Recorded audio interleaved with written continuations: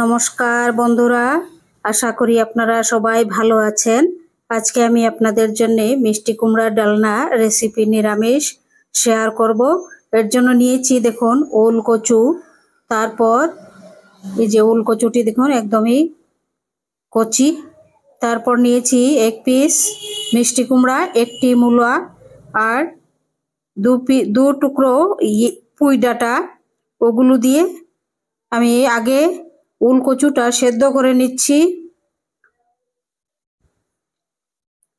এখন 2 চামচ তেলের মধ্যে 5 ফোড়ন দিয়ে দিচ্ছি।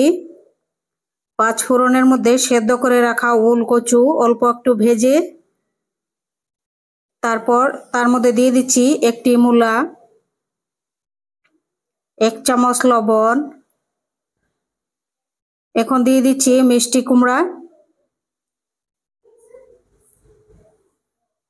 তারপর দিয়ে দিচ্ছি 1 চামচ জিরা, আধা চামচ হলুদ, আধা চামচ লাল লঙ্কা পাউডার দিয়ে 5-7 মিনিট এটি ঢাকা দিয়ে আমি সেদ্ধ করে নেব ভালো করে। সবজি অনেকটা সেদ্ধ হওয়ার পর দিয়ে দিচ্ছি আধা চামচ আদা বাটা দিয়ে আরো 5-7 মিনিট এটি সাঁতলাবো। এখন আর ঢাকা দেব না, বেশি সেদ্ধ হলে ভেঙে যাবে সবজিগুলো। এখন দিয়ে দিচ্ছি অল্প সেদ্ধ করে রাখা পুঁই ডাঁটাটা আমি সেদ্ধ করলাম কেন, অনেক রকম জার্মস থাকে, এর জন্য আমি অল্প একটু গরম জলে ভাপ দিয়ে নিয়েছি।